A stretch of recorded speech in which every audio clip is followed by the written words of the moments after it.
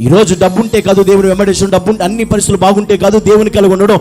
మనకి దారిద్ర్యం ఉన్నా, కరువు ఉన్నా, కష్టం ఉన్నా, ఇరుకున్నా, ఇబ్బంది ఉన్నా, వ్యాధులు ఉన్నా, బాధ ఉన్నా, వ్యాధి ఉన్నా, ఏది ఉన్నా దేవునిలో నిలబడే సంఘమై ఉండాలి. ఆమేన్.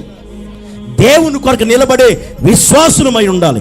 దేవుని కొరకు నిలబడే దేవుని సేవకులమై ఉండాలి. ఏ సమస్య వచ్చినా, ఏ శ్రమ వచ్చినా, ఏ పరిస్థితి వచ్చినా, తినడానికి ఉన్నా లేకపోయినా, రోడ్డు మీద బతికే పరిస్థితి వచ్చినా, గుడిసెలో బతికే పరిస్థితి వచ్చినా, ఏ కష్టం వచ్చినా, వ్యాధి వచ్చినా, చావు వచ్చినా, మరణమే కళ్ళెదురు కనబడుతున్నా, కొద్ది నిమిషాలు నా ప్రాణం పోద్ది అనిపించే పరిస్థితి వచ్చినా దేవుని కొరకే నిలబడే పరిస్థితి మనలో కనపడాలి. ఆమేన్.